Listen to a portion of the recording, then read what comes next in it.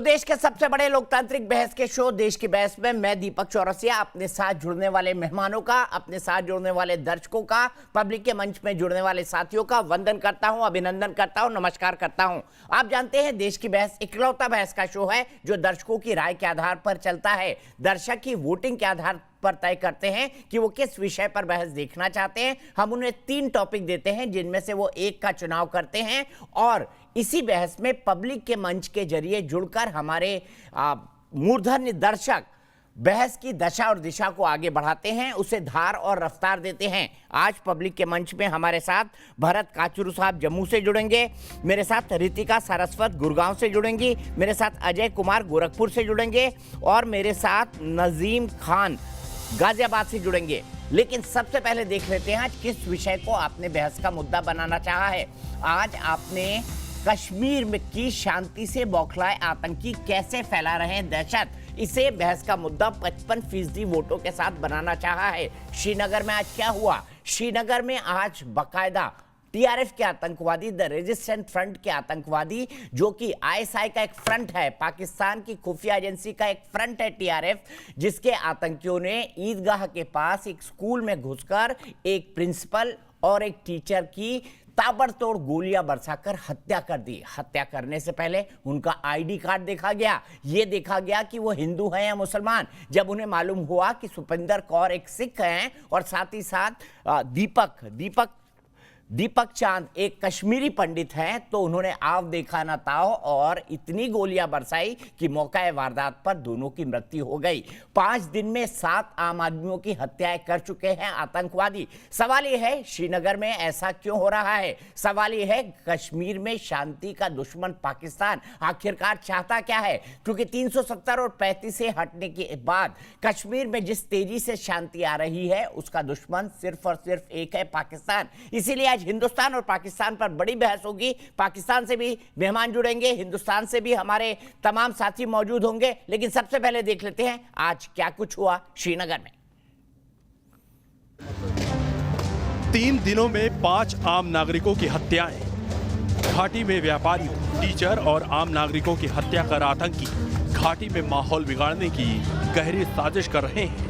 श्रीनगर के सफा कदल इलाके में एक सरकारी स्कूल में घुसकर प्रिंसिपल सुखविंदर कौर और टीचर दीपक चंद की आतंकियों ने गोली मारकर हत्या कर दी। जिनका किसी से कोई लेना देना नहीं है उनको टारगेट किया जा रहा है, कम्युनल रंग देने के लिए ऐसी किलिंग्स को, ताकि आपसी भाईचारा जो जहां पर कश्मीर में आपस में लोगों का है उसको नुकसान पहुंचे, उसको ठेस पहुंचे।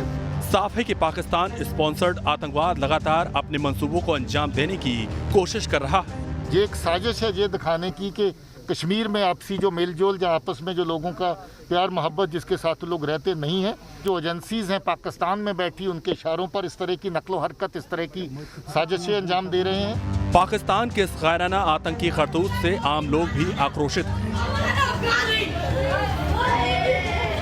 गन्स ही चला सकते हो क्योंकि आपकी औकात ही उतनी है भैया। घाटी के नेताओं ने भी इन आतंकी हमलों पर प्रतिक्रिया दी है। वक्त आ गया है कि दुनिया के सभी देशों को मिलकर पाकिस्तान के खिलाफ मिलिट्री एक्शन करना चाहिए। हमारा सर शर्म से झुक रहा है, आज शर्म आ रही है, क्या हम इसी जगह से हैं? हमले की जिम्मेदारी आतंकी संगठन टीआरएफ यानी द रेजिस्टेंस फ्रंट ने ली है। 5 अक्टूबर को आतंकियों ने 3 हमले एक के बाद एक किए थे और आज भी टीचरों को मौत के घाट उतारा है। साफ है पाकिस्तान ने अपना नया आतंकी चेहरा दिखाना शुरू कर दिया। ये जो टेररिस्ट बने हुए हैं, इन्होंने आईएसआई के कहने पे एक दहशत का माहौल बनाने की कोशिश कर रहे हैं।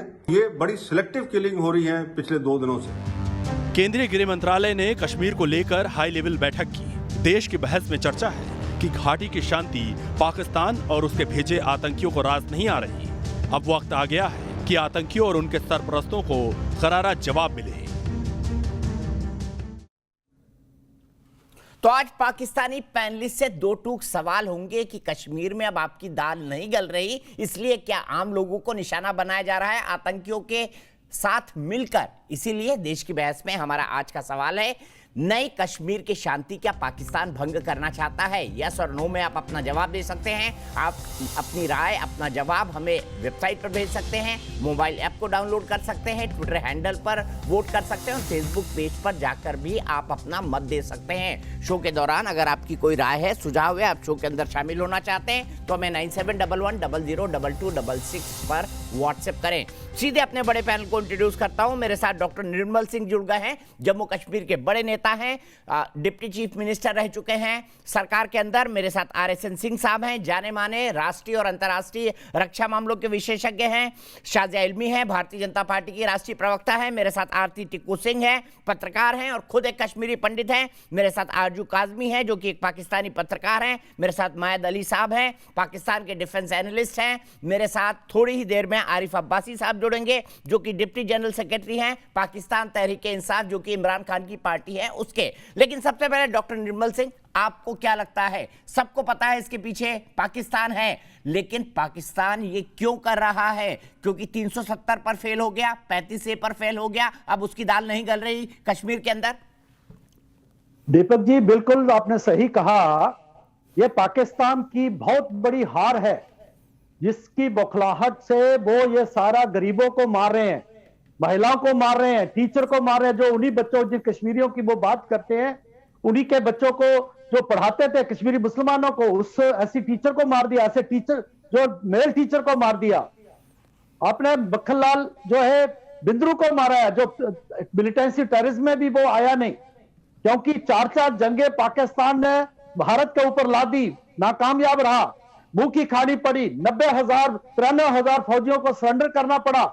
फिर उन्हें कारगिल में आके घुसा अंदर, उसके बाद फिर उसको मुंह की खानी पड़ी। फिर उसने प्रॉक्सी वार शुरू की।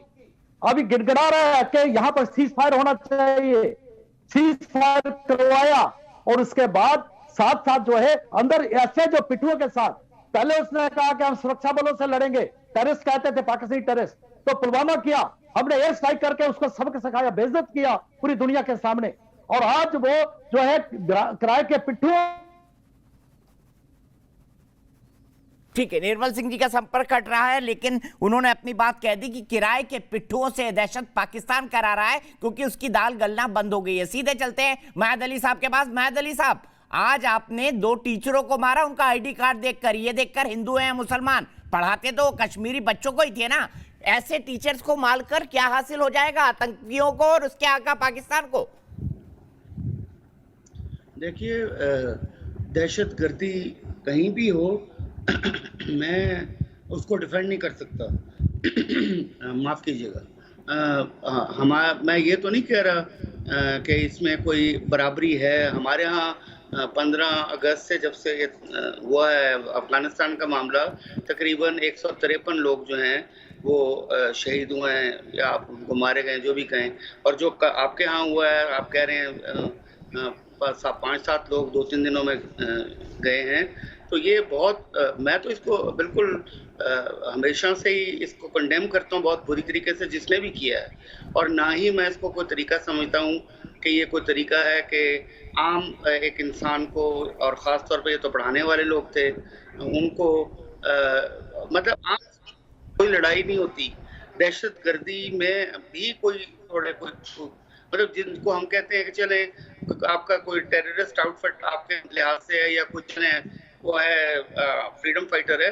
फ्रीडम फाइटर्स जो हैं वो आम लोगों को नहीं मारते। वो अगर उन्हें लड़ना होता है तो वो सुरक्षा जो बल होते हैं उनसे लड़ते हैं, और लड़ना अगर बनता है तो उन्हीं से लड़े या प्रोटेस्ट करें, जो कर सकते हैं। पर ये तो पाकिस्तान की पॉलिसी रही है। 90s में उसने कश्मीरी पंडितों को मस्जिद से अनाउंसमेंट करवा के मार डाला, इतना जहर घोला, और पाकिस्तान उसके पीछे था, नारे लगते थे पाकिस्तान जिंदाबाद के वहां पर। देखिए मेरी बात सुनिए, पाकिस्तान जिंदाबाद के नारे लगना तो चले लग जाते हैं, वहाँ होंगे कोई लोग ऐसे जो पाकिस्तान के हक में होंगे और जो चाहते होंगे कि पाकिस्तान से उनका इल्हाक हो जाए। मैं नहीं समझता कि पाकिस्तान अगर ऑर्गेनाइज्ड इस वक्त ख़ास तौर पे ऑर्गेनाइज्ड किस्म का कोई अटैक इंडिया पे करने की पोजीशन में है, या उसको करना चाहिए या प्लान करना चाहिए। और मैं नहीं समझता, मेरा ख्याल है कि ये जिस तरीके से जो चीज़ मुझे नज़र आ रही है, मैं डिफेंड नहीं कर रहा, बिल्कुल ना समझिएगा मैं डिफेंड कर रहा हूँ, मगर जो चीज़ मुझे नज़र आ रही है वो ये है कि कोई लोग जो डेस्परेट थे, जो 370 की धारा की वजह से बली हैं, कहीं आपस में थोड़ा बहुत गन तो चलाई कोई ना कोई लेता है, तो वो कोई ये काम कर रहे हो। ये ऑर्गेनाइज्ड अटैक मुझे नहीं लग रहा, क्योंकि ये ऑर्गेनाइज तरीका नहीं है टेररिस्टों का अटैक करने का। बहरहाल जो भी है मैं इसको कंडेम करता हूँ और मैं इसके हक में बिल्कुल नहीं हूँ। मैं समझता हूँ ये बिल्कुल गलत चीज़ है, आम शहरी के ऊपर हाथ उठाना, या इवन अगर लड़ना है तो फिर सीधा होकर लड़ना चाहिए। इस तरीके से लड़ाई भी मेरी नज़र में कोई नहीं। हमारे भी जहाँ हमारे यहाँ इल्ज़ाम लगता है भारत के ऊपर कि जी हमारे यहाँ भारत जो है वो करवा रहा है, TTP के थ्रू करवा रहा है। मैं ये समझता हूँ जहाँ भी टेररिज्म हो रहा है मैं उसको स्ट्रिक्टली बहुत स्ट्रांगली कंडेम करता हूँ। महमद अली साहब, आपने तो ये कह दिया, लेकिन शाजी आपको लगता है हाथी के दांत खाने की और दिखाने की और, क्योंकि एपिक सेंटर टेररिज्म का तो पाकिस्तान है, ये पूरी दुनिया जानती है। बिल्कुल दीपक जी, सबसे पहले तो मैं ये कहूँगी जो हुआ है बहुत ही अफसोसनाक है और लगातार इस तरह के हमले हो रहे हैं और बहुत ही ऑर्गेनाइज तरीके से हो रहे हैं। हमने देखा जो हमारे कश्मीरी हिंदू भाई हैं, उनकी कुलदेवी के मंदिर में भी बाकायदा सजावट होने के बाद जिस तरह से मट्टन गांव में जो पहाड़ पे स्थित मंदिर है वहाँ पे भी बाकायदा हमला हुआ, ठीक ठेस पहुँचाने की जज्बाती तौर पे कोशिश हुई, और आजकल में हम देख रहे हैं कितने हमले हुए हैं। तो ये जानबूझ के एक फिरका परस्ती का माहौल बनाने के लिए और बिल्कुल इनोसेंट लोगों को मारकर एक बहुत ही ख़राब माहौल बनाने की कोशिश है। और हमने खुद सुना है इमरान खान को बाकायदा यूनाइटेड नेशंस में भी जो उनकी जो तकरीर थी BJP के खिलाफ और RSS के खिलाफ, और किस तरह से हिंदू फोर्सेस जो हैं बाकायदा किस तरह की सोच रखती हैं और इस तरह की बातें करते हुए, तो मुझे लगता है एक तरीके का जो एक माहौल बनाने की वो कोशिश कर रहे हैं कि एक मेजॉरिटेरियन तरीका है और एक संगठित तरीके से ये हो रहा है, और ये कोई कोइंसिडेंस नहीं है। आप देखें जिस तरह से आप 1.5 साल में देखें, और अगर आप देखेंगे 23 लीडर्स BJP के हैं और ये टारगेटेड किलिंग्स हैं, और ये तो बाकायदा इनोसेंट्स हैं। ये तो इनका तो कोई पॉलिटिक्स से लेना देना नहीं है, चाहे कोई केमिस्ट हो या कोई खिदमतगार हो या कोई टीचर हो। और हम सब जानते हैं कि क्यों हो रहा है ये, और इससे ज्यादा अफसोसनाक कोई चीज नहीं हो सकती है। बिल्कुल सही कहा शाजिया। और वीरेंद्र पासवान, एक भाई गोलगप्पे बेचने वाले, उनसे पाकिस्तान को क्या डर? आरिफ अब्बासी साहब, आप अपने देश की फिक्र करिए ना। कश्मीर में आतंक फैला के, आम लोगों को मार के, टीचरों को मार के, केमिस्ट को मार के, गोलगप्पे वाले को मार के पाकिस्तान को क्या मिल जाएगा बताइए? दीपक देखें, जहाँ भी कोई इंसानी जान जाती है हम तो समझते हैं कि एक इंसान का कत्ल पूरी इंसानियत का कत्ल है। कोई ज़ियल शऊर शख्स किसी भी इंसानी जान के ज़िया पे खुशी नहीं महसूस करता। हर इंसान अगर उसमें इंसानियत है तो उसको दुख होता है कोई बेगुनाह कहीं भी अपनी जान से जाए।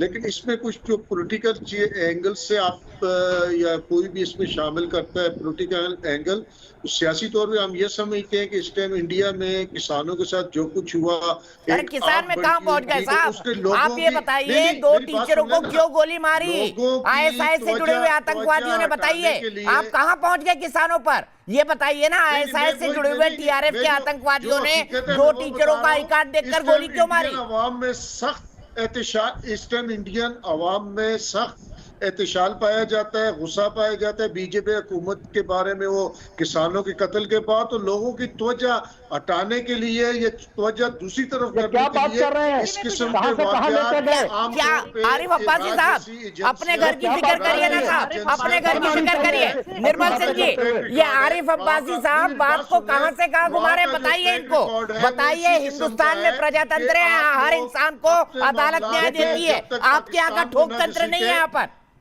नहीं, जब तक निर्मल सिंह साहब, ये जो इनकी हिपोक्रेसी है, ये पाकिस्तानी जो है ये ऐसी ही भाषा बोलते हैं और पाकिस्तान जो टेररिस्ट का जो एजेंडा है उसको सपोर्ट करते हैं। बाहर से तो ये अपना पोस्ट करते हैं कि हम इंसानियत के हक में। आरिफ साहब रुक जाइए, आरिफ साहब रुक जाइए, आपने अपनी बात कह ली, आपने किसानों की बात कह ली, जवाब ले लीजिए। जो दहशतगर्दी का मौजूद है बरसगीर में, वो देखिए ये पाकिस्तानियों की यही हिपोक्रेसी है। वो जो मक्ती बानी बनी थी, उससे पहले पर अरे भाई एक महिला ने, एक औरत को महिला टीचर से उसका क्या लेना देना किसानों से इसका?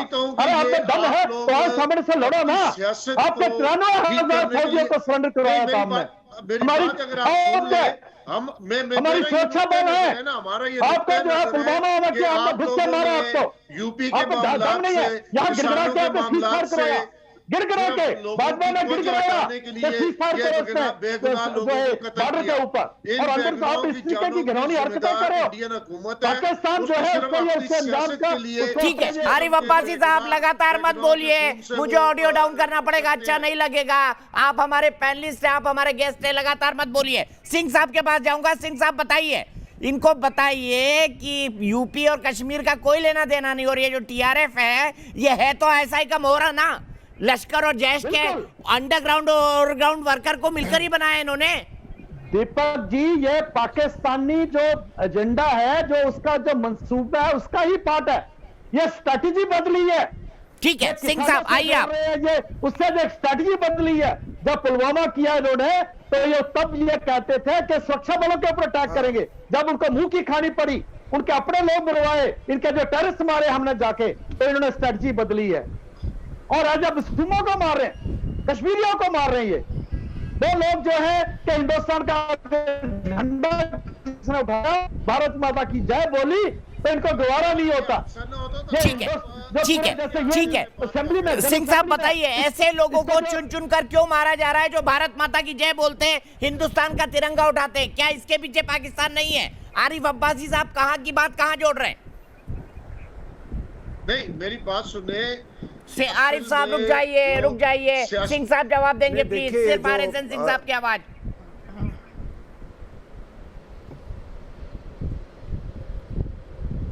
ये देखिए, जो अफगानिस्तान में जो सत्ता परिवर्तन हुआ है पाकिस्तान की मदद से, तो ये जानी हुई बात थी कि ये अभी दहशतगर्दी में इजाफा होगा। हिंदुस्तान में ही नहीं, अफगानिस्तान के अंदर में ही। आपको मालूम है ना कि उनके जो पाकिस्तान स्पोक्स पर्सन, ये अफगानिस्तान तालिबान के जो स्पोक्स पर्सन है मुजाहिद, उनकी माता का वो मेमोरियल सर्विस हो रहा था, और वहाँ के मस्जिद के बाहर में ब्लास्ट हुए, 5 लोग मारे गए। बदकशा के प्रोविंस में वहाँ एक बटालियन सुसाइड बॉम्बर्स की खड़ी की गई है। वहाँ पे तहरीक तालिबान पाकिस्तान बोल रहा है वहाँ के हुक्मरान को कि आप शरीयत लगाइए, नहीं तो हम आपसे कोई समझौता नहीं करेंगे। तो ये तमाम चीज़ें हो रही हैं हमारे और आपके लिए। वो अफ़गानिस्तान है या पाकिस्तान है, या यहाँ पे अगर जिहादी नज़रिए से देखें तो ये सारा, ये बाउंड्रीज़ का कोई इनके लिए मतलब नहीं होता, ये हकीकत। अब 30 साल के बाद वही बात हो रही है, और बड़ी गंभीरता से मैं चाहता हूँ ये पाकिस्तान के भी लोग सुने, उनके फ़ायदे की बात कर रहा हूँ मैं। 30 साल के बाद वही चीज़ हो रहा था जो हमने उस समय देखा था जब हिंदुओं का वहाँ पलायन हुआ था, आज से 30 साल बाद। 30 साल के बाद क्यों ऐसा हो रहा है? क्योंकि आपने कुछ टर्मिनोलॉजीज़ निकाले, रेडिकलाइजेशन, फंडामेंटलिस्ट, एक्सट्रीमिस्ट, मिलिटेंट। आप ये सब टर्मिनोलॉजी से दुनिया को ये जताना चाहते हैं कि ये कुछ लोग हैं पाकिस्तान में, कुछ लोग हैं अफ़गानिस्तान में, कुछ लोग हैं हमारे, हो सकता है हमारे यहाँ भी, जो इसमें शामिल है। इनको ख़त्म कर दो, रास्ते से हटा दो, बाकी सब ठीक हो जाएगा। बाकी मदरसों की तो कोई गलती है ही नहीं। बाकी तो मस्जिदों में क्या बोले जाता है, उसमें वहाँ तो कश्मीरियत सिखाई जाती है साहब, मदरसों में मोहब्बत सिखाई। ये थोड़े लोग हैं, इनको बस आप निकाल दो, इनको मार दो, इनको खा, ठीक है। उसके बाद ये बाकी सब चीज़ वैसे ही चला रहेगा। आपने ये जो 2 स्ट्रीमिंग किया है ना अपने सब कॉन्टिनेंट में इस्लाम का, उसी का आप भुगत रहे हो। मैंने सुइसाइड बॉम्बर्स का क्यों नाम लिया? ये लोग हैं कौन? ये फिदाइन हैं, सुइसाइड बॉम्बर्स। ये पूरे जितने हमारे सब कॉन्टिनेंट में इस्लाम के जो ये जितने ये मौलवी हैं, मौलाना हैं, लीडर्स हैं, उनसे आप पूछो, वो ये कभी नहीं कहेंगे कि ये सुइसाइड बॉम्बर्स जो है, इस तरह का मास कैजुअल्टी करना ये इस्लाम में हराम माना जाता है, आप किसी के मुंह से नहीं सुनोगे। वो केवल बोलेंगे कि हमारे स्क्रिप्चर्स में ये लिखा हुआ है कि अपनी जान लेना बिल्कुल वर्जित है। तो ये आपकी माइंडसेट है। अभी प्रॉब्लम क्या है, मैंने क्यों कहा शरीयत का और टीटीपी का ये जो कह रहे हैं कि रॉ और ये करवा रहा है। साहब, तहरीके तालिबान पाकिस्तान क्या मांग रहा है इनसे? उन्होंने मना कर दिया, हम नहीं बात करेंगे। हम बोले उनको शांति नहीं चाहिए, शरीयत लगाओ। उनका भी कहना ठीक है, आप इस्लामिक कंट्री हो, शरीयत लगाओ, क्योंकि आपका एक इस्लामिक कंट्री में कानून बनाने का हक सिर्फ अल्लाह का है और लेजिस्लेशन का हक केवल प्रॉफिट मोहम्मद को था। ये बिल्कुल, मैं स्क्रिप्ट बिल्कुल सही बोल रहा हूं। इसलिए आज पाकिस्तान में आज इनकी सबसे ज्यादा समस्या क्या है कि पाकिस्तान वर्सेस इस्लाम चल रहा है इनके यहाँ। और है साहब कि देखिए, ये रेसेस जो होती है ना, रेसेस ठीक है, दब सकती हैं, रेसेस कभी मरती नहीं है। रेसेस भूली जा सकती हैं, लेकिन एक मिनट, वो आपके जहन में वो स्लम्बर करती हैं और ये उठ के ये अपने आप को वो सरफेस करता है, सर्ट करता है। और आज पाकिस्तान का पंजाबी जो है, उसका जो रेसिज्म जो है वही असर्ट कर रहा है। और अगर इन्होंने शरीयत लागू किया पाकिस्तान में, तो पाकिस्तान के 4 टुकड़े हो जाएंगे साहब। पाकिस्तान, क्योंकि जो बलूची और सिंधी हैं वो इस ब्रांड ऑफ इस्लाम को नहीं मानते, तो समस्या ज्यादा बड़ी है। समस्या ज्यादा बड़ी है। ये केवल ये चंद लोग, ये बहके हुए लोग, ये एक्सट्रीमिस्ट हैं, ये रेडिकल है। फॉर गॉड सेक, ठीक है, don't waste your time and don't waste other time. जो भी इस चीज को बोलता है, और हमको पाठ ना पड़े, हम लोग भुगते हुए लोग हैं। हमको आपसे लेक्चर नहीं चाहिए इन चीजों पे। आप इनसे पूछ लीजिए पाकिस्तानियों से कि शरीयत के बारे में क्या बोलते हैं। आरजू मुझे बताइए कि क्या पाकिस्तान में तालिबान के बाद क्या उसका फ्रस्ट्रेशन अब वो कश्मीर में निकालना चाहता है इन भाड़े के टट्टुओं के साथ? देखें, ये जो 5 लोग अनफॉर्चुनेटली आज जो मारे गए हैं, जो शहीद किए गए हैं, उनमें एक, जहां तक मैंने सुना है, एक मुसलमान भी थे। तो जो उनसे ये बोला जा रहा है क्यों उठा रहे भारत का झंडा? अर्जुन से ये भी कहा जा रहा है क्यों उठा रहे हैं भारत का झंडा? क्योंकि आम मुसलमान अब जम्मू कश्मीर में पाकिस्तान का नहीं, भारत का झंडा उठा रहा है। उन्हीं को मारा जा रहा है जो भारत का झंडा उठाते हैं। देखें, ये चीज तो यहाँ पे आप जानते हैं कि बहुत से लोग ऐसे हैं जो नहीं चाहते कि हिंदुस्तान और पाकिस्तान आराम से रहें या उनमें किसी किस्म के रिलेशंस बेहतर हो। वो ये काम करते रहेंगे कि जब तक पाकिस्तान यहाँ पर कंट्रोल नहीं करेगा अपने मदरसों के ऊपर, जहाँ से ये सो कॉल्ड जिहादी निकाले जाते हैं, जहाँ उनको ये सिखाया जाता है बच्चों को कि कोई भी दूसरा मजहब जो है उससे नफरत सिखाई जाती है, और ये जानी पहचाने लोग जो टीवी पर और सोशल मीडिया पे आके गज़वा हिंद की बात करते हैं, जब तक इस किस्म की चीजों को सख्ती के साथ रोका नहीं जाएगा, ये चीजें इसी तरह से होंगी, ऐसे ही बढ़ती रहेंगी। जहां तक सुसाइड बॉम्बर्स की बात हुई है, तो कभी किसी ने, के टेररिज्म के पीछे ऐसा है पाकिस्तान के हुक्मरान है?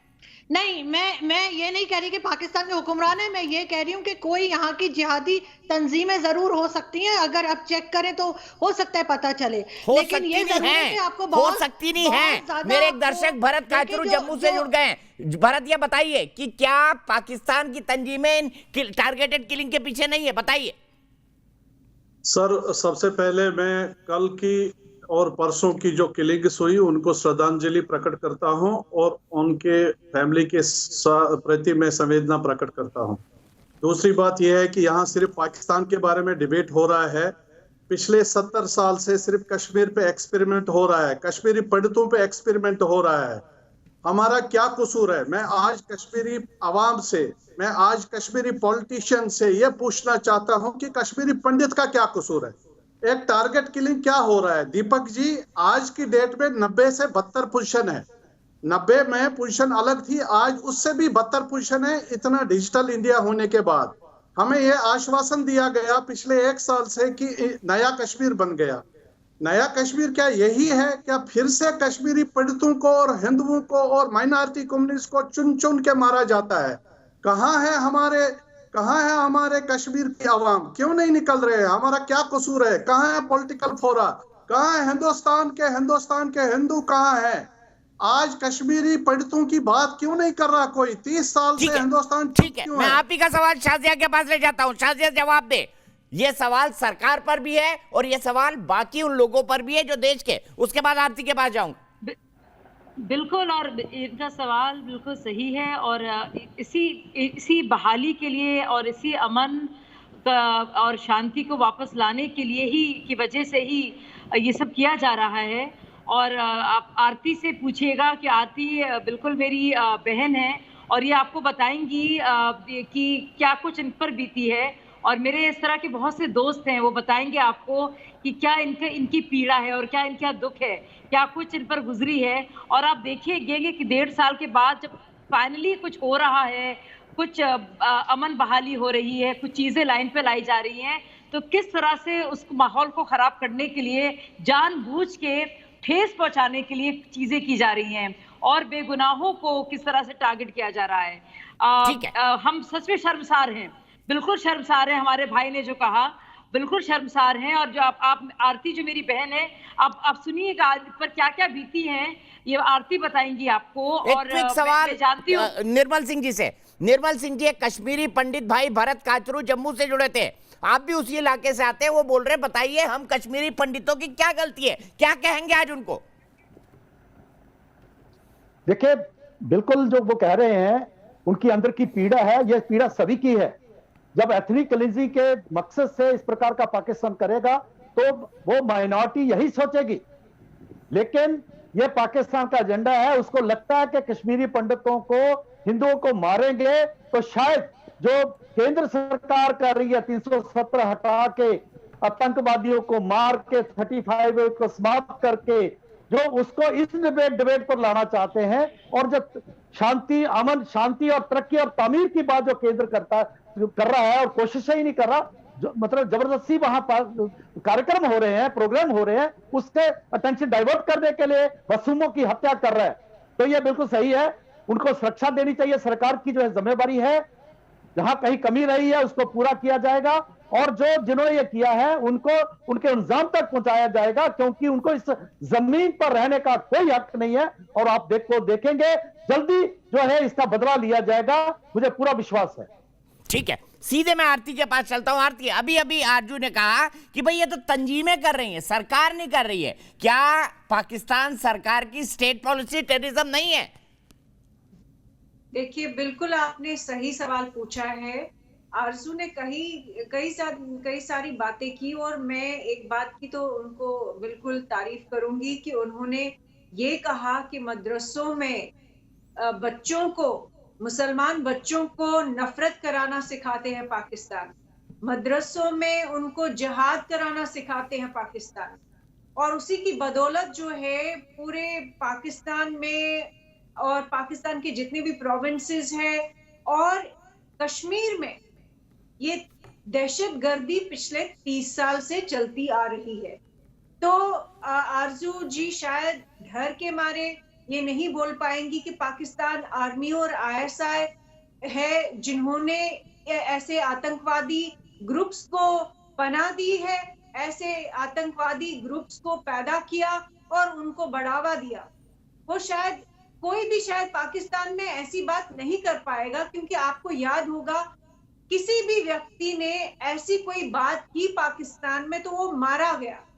तो जब उन्होंने अपने लोगों को बख्शा नहीं, तो हमें कोई उम्मीद नहीं करनी चाहिए कि कश्मीर में वो हिंदू हो, मुसलमान हो, सिख हो, जो भारत की बात करेगा वो उसका सर कलम कर देंगे।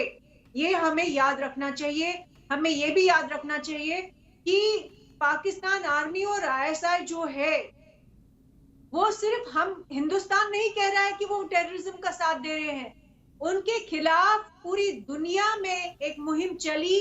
जब सितंबर 11 हुआ तभी जाके मुशर्रफ को गिड़गिड़ाना पड़ा अमेरिका के सामने और कहना पड़ा कि हाँ, हम टेरर का सफाया करेंगे। लेकिन उन्होंने टेरर का सफाया नहीं किया। उन्होंने टेरर के बदले उन्होंने ये किया कि उन्होंने good Taliban, bad Taliban, good terror group, bad terror group, ऐसे उन लोगों ने एक नया सिस्टम क्रिएट किया और आज की डेट में वो लश्कर तैयबा, हिजबुल मुजाहिदीन, जैश ए मोहम्मद, जिन पे इंडिया ने काफी स्ट्राइक किए, सर्जिकल स्ट्राइक्स हुए, उसके बाद उन्होंने एक नया तंजीम शुरू किया।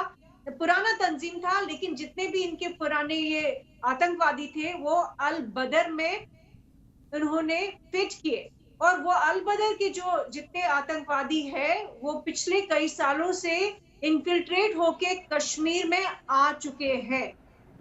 तो ये हम लोगों को याद रखना पड़ेगा कि जब तक पाकिस्तान को बिहेव नहीं करवाना सिखाए हम, जब तक पाकिस्तान की जो ये पॉलिसी है क्रॉस बॉर्डर टेररिज्म, जब तक इस पर कोई लड़ाई नहीं होगी और क्लियर टर्म्स में इंडिया ये पाकिस्तान को ये कन्वे नहीं करेगा कि हमें ये मंजूर नहीं है, तब तक ये ड्रामा चलता रहेगा पाकिस्तान का। सीमा पार आतंकवाद, इसी बात पर 2001 में आगरा समिट टूटी थी। मैं इसका प्रत्यक्षदर्शी गवाह हूं। मायद अली साहब बताइए, क्या वहीं से निकलकर आपके मदरसों में जिहाद और नफरती सोच नहीं पढ़ाई जा रही? क्या वहां से आतंकवादी नहीं निकल रहे? और क्या ISI उन आतंकवादियों को अफगानिस्तान और कश्मीर में नहीं भेज रही? बताइए।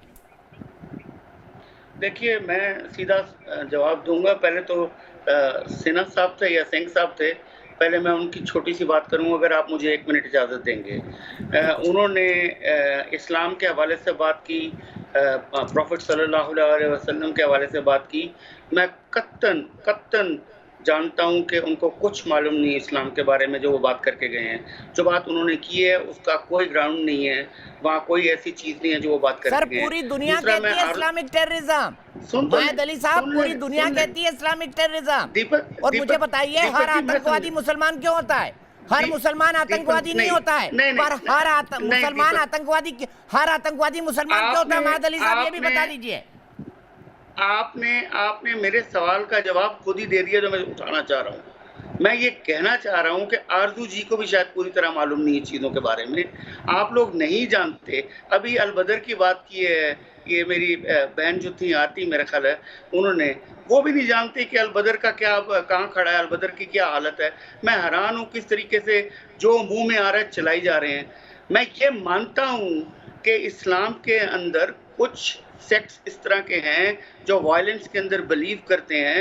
मुझे ये बताइए कि 70,000 पाकिस्तानी जो मरा है अपने ही मुल्क के अंदर, जो मारे गए TTP के हाथों, मुसलमानों को मारने का भी हुक्म है? मतलब अजीब बात करते हैं। तालिबान में तो शरीयत के नाम पे मुसलमान ही मुसलमान को मार रहा है। मायद अली साहब, आप भूल गए सीरिया में क्या हिंदुओं को मारा जा रहा है? सीरिया में भी मुसलमानों को मारा जा रहा है। सुन तो लेना, मुसलमान ही मुसलमान को मारता है शरीयत के नाम पर। आपको नहीं पता? यही TTP कर रहा है आपके यहाँ। मेरी बात को समझने की कोशिश कीजिए कि ये एक खास माइंडसेट कि अलबदर कोई नहीं है। आप कैसे इस बात को समझने की कोशिश कर रहे हैं? अलबदर इफेक्टिव नहीं है। तालिबान, अलबदर जमाते, सुन लीजिए बीबी सुन लीजिए, अलबदर जमाते इस्लामी का एक, बुलाइए, आप मुझे बीबी करके मत बुलाइए। मेरा नाम आरती टिक्कू है। आरती देवी जी, मैंने बड़ी इज्जत से नाम लिया था। देवी बोलने की भी कोई जरूरत नहीं है। मेरा नाम सिंपल आरती टिक्कू है। मुझे देवी जी बोलने से आप सही नहीं लग रहे। अच्छा चल, मैं माफी चाहता हूँ। हम बेनजीर भुट्टो को भी बीबी कहते हैं, पर ठीक है। आरती सिक्खू आप जो भी हैं, मैं सिर्फ अर्ज ये करना चाह रहा हूँ कि अलबदर जो है वो इनफेक्टिव हो गया हुआ है। ये हिजबुल मुजाहिदीन का हिस्सा था, जमाते इस्लामी का पार्ट है ये। अब आपको अगर नहीं मालूम, आपके हिसाब से तो सब इनेक्टिव है वहाँ पे, सारे टेरर ग्रुप। मुझे बात तो करने देना। आप बात तो करने, तो आप तो बात भी नहीं करने दे रही ना।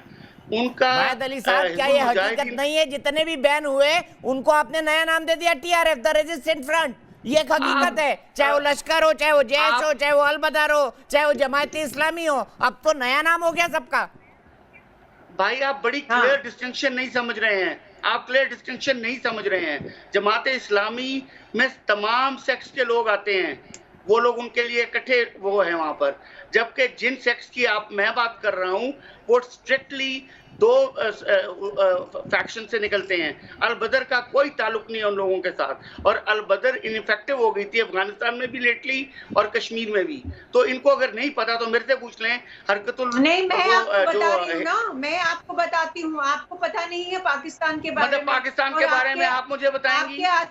आपके आतंकवादी जो ग्रुप थे, आपको उनके बारे में मालूम नहीं है। मैं आपको बता रही हूँ, जैशे मोहम्मद मालूम नहीं है? मैं ये काम करता हूँ, मैं जर्नलिस्ट हूँ। मैं भी यही काम करती हूँ, मैं भी जर्नलिस्ट हूँ, 20 साल से। आप पाकिस्तान में नहीं करती ना? ग्राउंड पे काम किया है।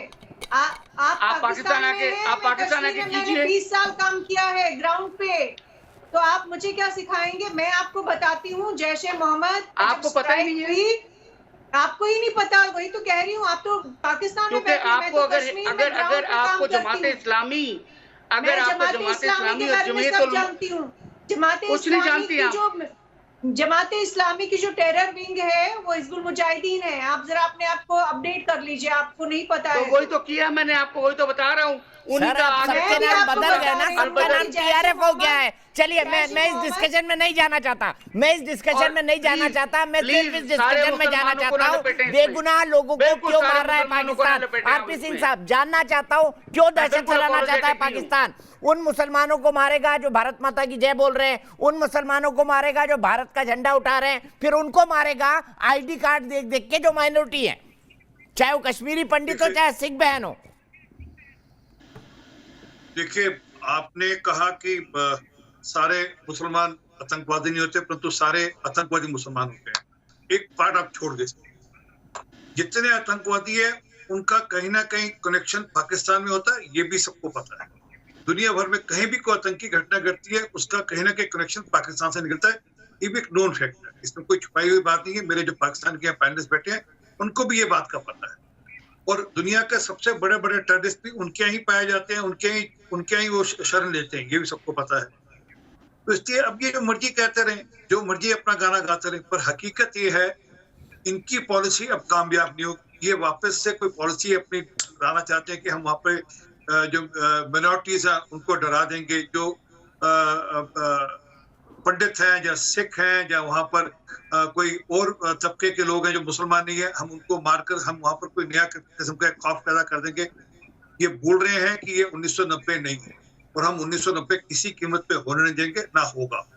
ये प्रधानमंत्री मोदी जी की सरकार है, अमित शाह जी होम मिनिस्टर है। मेरी बात नोट कर लेना, अगर शरारत करोगे तो आपको पाकिस्तान में घुसकर उसका जवाब दिया जाएगा, अन्यथा मत लेना बात को, क्योंकि हम अपने यहाँ माइनॉरिटीज को इससे नहीं बनने देंगे कि आप आतंकी भेजेंगे। अगर आप आतंकी भेजेंगे तो आपको वहां जाकर भी जवाब मिलेगा। इस सुनिश्चित है, सरकार ने, मोदी जी की सरकार ने आगे भी साबित किया और आगे इसको साबित कर दिया था, और जरूरत पड़ेगी फिर वापस से आपको उसका उसी अंत से जवाब मिलेगा। पर एक बात समझिए, मैं निवेदन करूंगा, जो यहाँ पे मेरे पैनलिस्ट बैठे हैं, सुशील भी बैठे हैं, आसिफ भी बैठे हैं, हमको इससे भागना नहीं, इससे डरना नहीं। मैं मानता हूँ जो हो रहा है गलत हो रहा है, इसकी लड़ाई लड़ी जाएगी और सरकार सुनिश्चित इसकी लड़ाई लड़ेगी और 100% ये श्योर करेगी कि कैसे हम मिनॉरिटीज की चिंता करें वहां पर, और मिनॉरिटीज को हम इंश्योर करें कि मिनॉरिटीज वहां पर आए। और आने वाले दिनों में मेरी बात मैं आपके साथ दोबारा आ जाऊंगा दीपक भाई, आज से साल भर बाद, 1.5 साल बाद आप देखिएगा कश्मीरी पंडित वहां पर अपने अपने घरों में जाए, जैसे जैसे कुछ ठीक लगेगा वैसे वहां जाकर रहेंगे। ठीक है, सीधे रितिका सारस्वत मेरी एक दर्शक गुरुग्राम से जुड़ गई हैं। रितिका, क्या कहेंगी कश्मीर में जो हुआ उसको आप कैसे देखती हैं, और मेरे पाकिस्तान के जो पैनलिस्ट बैठे हैं उनको क्या कहना चाहेंगी? सर, मैं बस यही उनको अपनी तरफ से कन्वे करना चाहती हूँ कि ये जो भी कुछ हो रहा है ये कुछ भी पॉलिटिकल रिलेटेड नहीं है। ये बस जो भी पाकिस्तान में लोगों को कश्मीर और जम्मू कश्मीर में जितने भी लोग हैं उनकी पीस को ख़त्म करने के लिए किया जा रहा है। वहाँ पर ब्रदरहुड की फीलिंग को ख़त्म करने के लिए इनको बिल्कुल भी पसंद नहीं है कि कैसे पीस बनी हुई है हमारी कंट्री में, जम्मू कश्मीर में मुस्लिम्स नॉन मुस्लिम्स लोग कैसे एक साथ रह रहे हैं। तो मैं बस इनको यही सीधे आरिफ अब्बासी साहब के पास यही सवाल ले चलता हूँ। आरिफ अब्बासी साहब, जैसा मैंने कहा, हर मुसलमान आतंकवादी नहीं होता, पर हर आतंकवादी मुसलमान क्यों होता है, और हर आतंकवादी घटना का पाकिस्तान से कनेक्शन क्यों होता है? आरिफ अब्बासी साहब, ये भी बता दीजिए मुझे थोड़ा। जैसे आज की श्रीनगर की घटना का। आपकी सोच हो सकती है दीपक, इस टाइम ये पाकिस्तान की हकीकत है आरिफ अब्बासी साहब, ये पाकिस्तान की हकीकत है। आपके कहने से नहीं, आपके कहने से हकीकत नहीं बन जाती, ये दुनिया जानती है। इंडिया के अंदर जिस किस्म की अफरा तफरी बनी हुई है, आप लोग को चाहिए कि अपने मसाइल पे प्रोग्राम करें। आप लोगों ने सर हम अपने मसाइल पे ही प्रोग्राम करते हैं, पर प्रॉब्लम है ना हमारे पड़ोस में एक साजिश करता बैठा हुआ है पाकिस्तान, जिसका दुनिया की हर आतंकवादी घटना से कनेक्शन है, और वो वहां पर इस्लामिक टेररिज्म फैलाना चाहता है। तो हम क्या करें? उस पाकिस्तान का कुछ तो करना होगा ना। मेरी बात सुनो, आप कुछ ना करो, मेरी बात सुन लो। पाकिस्तान की ये पॉलिसी है कि हम किसी के अंदरूनी मामलात में मुदाखलत नहीं करते। तो यूएन में कश्मीर पे क्यों बोल रहे थे इमरान खान, बता दीजिए ना। कश्मीर तो हमारा इंटरनल मामला है, यूएन में क्यों भाषण दे रहे थे कश्मीर पर? 370 हटा दिया, हाय 35 से हट गया, हाय क्यों बोल रहे थे इमरान खान? कश्मीर कानूनी तौर पे इंडिया का हिस्सा नहीं है। एक तो अंदरूनी पॉलिसी पे आप बोलते नहीं है, दूसरा कश्मीर आपका हिस्सा हो गया। किस दुनिया में जीते आरिफ अब्बासी साहब आप? अभी पलट गए अपनी बात से, अभी पलट गए अपनी बात से। अभी तो हमको गिलगित बाल्टिस्तान लेना है। अक़वाम मुत्तहिदा की करारदादों के मुताबिक मसला कश्मीर हल होना है। बरे सगीर तकसीम बरे सगीर का एजेंडा अभी तक नामुमकिन है। भूल जाइए कश्मीर अब। ये सोचिए पाकिस्तान ऑक्यूपाइड कैसे है, कश्मीर कैसे आएगा भारत के पास। सुशील पंडित जी हमने इस बारे में सोचना शुरू कर दिया ना। आरिफ अब्बासी साहब अपनी बात नहीं मानेंगे, ये नहीं मानेंगे कि हर आतंकवादी घटना का पाकिस्तान से संबंध है। नहीं, आप मुझे ये बताएं, बरे सगीर में मख्ती बानी किसने बनाई? मख्ती बानी के पीछे कौन था? पाकिस्तान के 2 टुकड़े किसने किए? अरे हमने आपके 2 टुकड़े किए भाई, हम तो ठोक कर बोलते हैं। क्यों मार रहे थे बांग्लादेशियों को? क्यों सेकंड क्लास सिटीजन बता रहे थे? पंडित जी बता दीजिए इनको क्यों बनाई हमने बांग्लादेश, बताइए कैसे हो गए इनके 2 टुकड़े, भी बता दीजिए। नहीं, ये कुछ मुझे पढ़े लिखे लोग दिखाई दे रहे हैं दीपक जी पाकिस्तान से जो आए हैं, तो मैं कोशिश करता हूं इन्हें बताऊं कि एक हमीदुर रहमान रिपोर्ट है जो पाकिस्तान ने खुद 1971 के वाक़यात के ऊपर लिखी है। उस पर जरा गौर से पढ़ लें, रहमान कमीशन रिपोर्ट पढ़ी हुई है। हाँ, उसी रिपोर्ट को पढ़ लें और उसमें पता चलेगा आपको कि भुट्टो और याहिया खान ने ऐसा क्या किया था मुजीबुर रहमान के साथ कि आपका ये जो मशरिकी हिस्सा है वो टूट के एक नया मुल्क बन गया।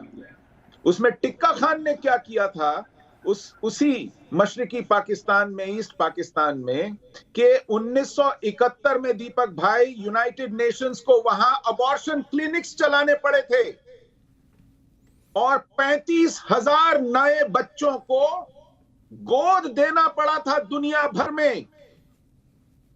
यह हाल किया था इन्होंने अपने ही ईस्ट पाकिस्तान में, जिसको आज बांग्लादेश कहते हैं। इनको शर्म आनी चाहिए। टिक्का खान ने कहा था कि अगर पाकिस्तान से आपको इतनी नफरत है तो मैं बंगालियों की कोख से एक पाकिस्तानी नस्ल पैदा करके दिखाऊंगा। यह टिक्का खान ने कहा था। यह करता है पाकिस्तान। और जब ये फारिग हुआ उस ईस्ट पाकिस्तान से, तो इस टिक्का खान को बलोचियों के ऊपर भेड़िए की तरह छोड़ दिया गया था। ये मक्ती बानी के ये तारीफ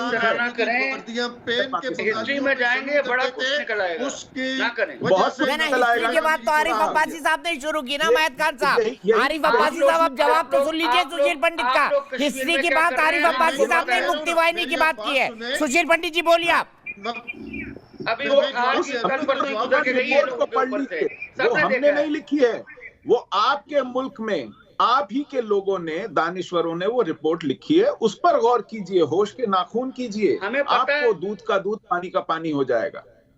तो जब तक आप बात मगर उन गलतियों का फायदा आपने पूरा उठाया, आपने उसमें अपना पूरा हाथ डाला क्योंकि आपके फायदे में था। यही बात तो मैं कर रहा हूँ। आज जब पाकिस्तान पे आप इल्जाम लगाते हैं तो सोचा करें, शायद पाकिस्तान ने भी ऐसे ही सोचा हो। उसका कोई फायदा नहीं हुआ। हमारे यहाँ जो आपने सिखों के साथ किया, जो आप कश्मीरियों के साथ कर रहे हैं, आपको अंदाजा है? एक मिनट सिखों के साथ क्या किया मायद अली साहब? ये आरपी सिंह साहब बैठे हुए हैं, नेशनल पार्टी के स्पोक्स पर्सन। सिखों के साथ क्या किया? आरपी सिंह साहब जवाब दीजिए। आरपी सिंह साहब, ये सिखों को कहाँ बीच में ले आए? मुझे तो नहीं भूला। अरे सुनो, मैं बताता हूँ आपको सिखों की बात बताता हूँ। हरि सिंह नलवा का नाम याद रखना। इमरान खान सलवार कमीज पहनते हैं, उनके दादा परदादा ने सलवार कमीज पहनी शुरू करी थी हरि सिंह नलवा के डर से। वो डर और खौफ अपने दिमाग में रखना सिखों का, वो डर और खौफ अपने दिमाग में रखना। हरकत करोगे तो वापस नहीं होता है नलवा जैसा। पिछली बार सलवार कमीज की थी, उससे आपके जैसे नहीं है, जिस तरह के आप हैं। इमरान खान के दादा परदादा को सलवार कमीज पहना दी थी हमने। हमें मजबूर मत करना। आपके पीछे मुझे कमल का फूल नजर आ रहा है। आपकी वो सरकार आपके पीछे मुझे कमल का फूल नजर आ रहा है भाई। आपको कम्युनिटी नहीं ऑन करती होगी। क्या दिक्कत है? मैं भारतीय जनता पार्टी का कम्युनिटी नहीं ऑन करती होगी। दिक्कत है? और मैं जो बात कर रहा हूँ याद रखना मेरी बात का। वो जो कल हरि सिंह नलवा का नाम याद रखना। हर सीट में हरि सिंह नलवा है। भाई चीखने से कुछ नहीं होता। खैबर पख्तूनख्वा डर था हरि सिंह नलवा का। वो डर अपने दिमाग में रखना, अपने जहनो में रखना। छोड़ दो भाई। वापस से सिखों का दिमाग में खराब हो, बैंड बजा देंगे हमारे दिमाग में आ गई तो हम पाकिस्तान की ईट से ईट बजा देंगे। अभी बात गिलगित बल्तिस्तान के कर दे, बैंड बजा देंगे आप लोगों का, आपको पता ही नहीं है। अरे तुम्हारा बैंड बजा देंगे, तुम्हारी गलतफहमी है, तुम्हारे को बजने वाला है, तुम्हारे को गलतफहमी है। खामखा बातें कर रहे हो, तुम तो कम्युनिटी के नहीं हो। पूरे तुम जाके लखनपुर में, कोई सिख ऐसा नहीं है देश के साथ है, यहाँ का मुसलमान भी भारत के साथ है, तुम्हारी तरह नहीं है, तुम्हारे देश की तरह। और मेरा जवाब वापस समझ लेना जो कह रहा हूँ। हरि सिंह नलवा का नाम याद रखना, पूछना अपने पूर्वजों से, अपने बुजुर्गों से पूछना कि उनके तंबे गीले क्यों होते थे, उनके तंबे गीले क्यों होते थे। मैं दोनों को रोकूंगा। अभी एक और खबर आ रही है, श्रीनगर में सीआरपीएफ कैंप के पास ग्रेनेड हमला। क्यों आतंकवादी ये हरकत कर रहे हैं, क्या फ्रस्ट्रेशन पे, इस पर बात होगी। लेकिन उससे पहले अजय कुमार मेरे एक दर्शक गोरखपुर से जुड़ गए हैं। अजय, क्या कहेंगे श्रीनगर में जो टारगेटेड किलिंग हो रही है उस पर?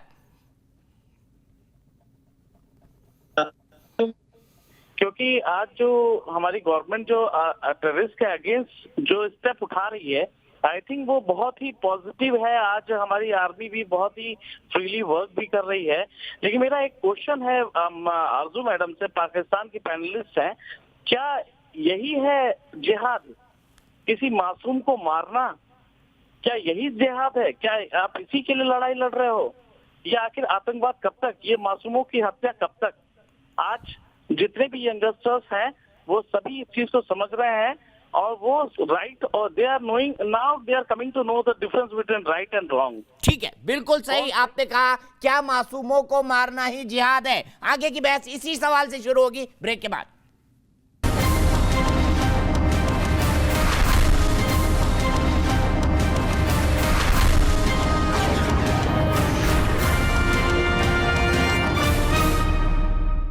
तो देश की बहस में हम बात कर रहे हैं कि पाकिस्तान एक बार फिर घाटी को लाल करने की कोशिश क्यों कर रहा है। आज दो टीचरों का आई कार्ड देखकर टीआरएफ के आतंकवादी जो आईएसआई के पिट्ठू हैं, उन्होंने दो टीचर्स, एक प्रिंसिपल और एक टीचर जो कश्मीरी पंडित था, जो एक सिख बहन थी, उनको गोली मार दी। इसी पर बात करने के लिए मेरे साथ कई सारे खास मेहमान जुड़े हुए हैं। मेरे साथ भारतीय जनता पार्टी के राष्ट्रीय प्रवक्ता आरपी सिंह साहब हैं, मेरे साथ जाने माने एनालिस्ट और कश्मीरी पंडित सुशील पंडित जी जुड़े हुए हैं, मेरे साथ आरजू काजमी पाकिस्तान की पत्रकार जुड़ी हुई हैं, मेरे साथ मायद अली साहब जुड़े हुए हैं जो कि पाकिस्तान के डिफेंस एनालिस्ट हैं, मेरे साथ आरिफ अब्बासी साहब जुड़े हुए हैं जो कि डिप्टी जनरल सेक्रेटरी हैं पाकिस्तान तहरीक इंसाफ, यानी जो इमरान खान की पार्टी है उसके। लेकिन सबसे पहले नजीम खान, मेरे एक दर्शक गाजियाबाद से। नजीम, क्या कहना चाहेंगे आज श्रीनगर में जो कुछ हुआ उस पर? देखिए दीपक जी, जिस तरीके से कश्मीर के अंदर वो ये जो घटना हुई है बहुत ही दुखदायक है। मैं भारत सरकार से कहना चाहता हूं कि जिस तरीके से पाकिस्तान से आतंकवादी आते हैं, उन आतंकवादियों को बिल्कुल उनका नस्ते नाबूद कर दिया जाए, उनको मार दिया जाए और पाकिस्तान को दो टुक में ये जवाब दे दिया जाए कि जिस तरीके से पुलवामा में अटैक हुआ था, हमने तुम्हें घर में घुस कर मारा है, उसी तरीके से अगर आपने अपने आतंकवादियों को नहीं रोका तो हम आपको दोबारा से आपके घर में घुस के एक एक आतंकवादी को चुन चुन कर मारेंगे। भारत सरकार से मैं यही अपील करता हूं कि जल्द से जल्द जिस तरीके से हमारे कश्मीर के अंदर जो आतंकवादी घटना हो रही है उस पर अंकुश लगाते हुए इन पाकिस्तान से आए हुए आतंकवादियों को उनके घर में घुस के बिल्कुल मारे, जिससे। ठीक है, बहुत बहुत शुक्रिया नजीम। सीधे चलूंगा मैं आरजू काजमी के पास। आरजू, आपसे सवाल पूछा था एक दर्शक ने और सवाल ये था, क्या मासूमों को मारना ही जिहाद है? नहीं, बिल्कुल जिहाद हरगिज़ ये नहीं है, ना ही जिहाद ये सिखाता है, लेकिन अनफॉर्चुनेटली मैंने पहले भी बात की थी, जिस पे कई मेरे पाकिस्तानी दोस्त नाराज़ भी हो जाते हैं कि यहाँ पे जो मदरसे हैं उनको कंट्रोल करने की ज़रूरत है, जो बच्चों के दिमागों में जहर भरते हैं, जो उन्हें जिहाद सिखाते हैं। वरना इस तरह के, जैसे इस्लामाबाद में लाल मस्जिद है, इसके ऊपर तो एक बार ऑपरेशन भी कर चुके हैं जनरल परवेज़ मुशर्रफ, लेकिन उसके बाद क्या हुआ था, उल्टा उनके ऊपर ही अटैक किया गया था और उस चीज़ को कंट्रोल नहीं कर पाए थे। यहाँ पर कोयटा में हजारा कम्युनिटी के ऊपर किस तरह के आईडी कार्ड देख के उनको मारा गया था, वो अपनी डेड बॉडीज लेके कितने दिन सड़क पे बैठे रहे। इस बात से कौन इनकार कर सकता है? हमें ये चीजें जो बढ़ती जा रही हैं वो इसीलिए है कि हमने किसी को पकड़ा नहीं। अगर हम आज ये बात करते हैं कि वहां कश्मीर में किसने ये किया, तो आप जब तक उनको पकड़ेंगे नहीं, अरेस्ट नहीं करेंगे जिन लोगों ने ये लोगों को मारा है, तो हमें कैसे पता लगेगा कौन है? सेम इसी तरह से हजारा कम्युनिटी को जिन लोगों ने मारा था, आज तक कोई एक अरेस्ट नहीं हुआ है। और वो हमारे हम तो ये टीआरएफ के जो पाकिस्तान के पिट्ठू आतंकवादी है ना, हम तो सीधे ऊपर पहुंचाएंगे। हमारे यहाँ इनको गिरफ्तार करके कुछ नहीं होना जाने वाला। आरिफ अब्बासी साहब मुझे जवाब दे दीजिए। ये कह रही है कि मदरसों में रेडिकलाइजेशन पढ़ाया जा रहा है, ये पढ़ाया जा रहा है जो जिसको लोग कहते हैं जिहाद, इस्लामिक जिहाद, ये आपके यहाँ के मदरसों में पढ़ाया जा रहा है। उन्होंने लाल मस्जिद का एग्जाम्पल भी दे दिया। बताइए आरिफ अब्बासी साहब क्या कहेंगे? ये मैं नहीं कह रहा हूँ, मेरी पाकिस्तानी बहन कह रही है। नहीं, आरजू का ये अपना एक नुक्ता नजर हो सकता है। मदरसों में, पाकिस्तान के मदरसों की मैं बात कर रहा हूँ, कुरान और शरीयत और दीनी अलूम की तालीम दी जाती है और इस्लाम। तो लाल मस्जिद पर परवेज मुशर्रफ ने ऑपरेशन क्यों किया था, बताइए ना आरिफ अब्बासी साहब। और फिर उसके बाद उन पर हमला क्यों हो गया?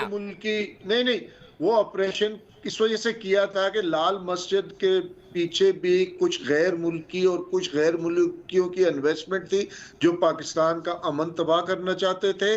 और हमें इतना पता है कि पाकिस्तान के किन किन एरियाज में गैर मुल्की फंडिंग हो रही है, गैर मुल्की एजेंडे के तहत वहाँ लोगों को हायर किया जा रहा है। तो हम तो कभी किसी पे इल्जाम नहीं लगाते जब तक हम अपनी इंक्वायरी में कंप्लीट कर लें, जब तक हम जिनके देश में नोबेल पीस प्राइज का क्लेमेंट ओसामा बिन लादेन मिले और उसको मारा जाए, उसके बारे में क्या कहा जा सकता है? उस मुल्क की बेचारगी के बारे में क्या कहा जा सकता है जहां पर ओसामा बिन लादेन मिले? दुनिया का सबसे बड़ा आतंकवादी। आरिफ साहब ये भी बता दीजिए जरा, ओसामा बिन लादेन को आप नोबेल पीस प्राइज दिलवाने वाले थे ना, एबटाबाद में रखकर दिलवाने वाले थे नहीं? लादेन किसने बनाया? नहीं, जब वो रशिया के खिलाफ लड़ रहा था उस टाइम तो सबका हीरो था। जब वो उसी अपने हक के लिए लड़ा, किसी और के खिलाफ वो दहशतगर्द हो गया। अपने शहीद, ये बात हुई।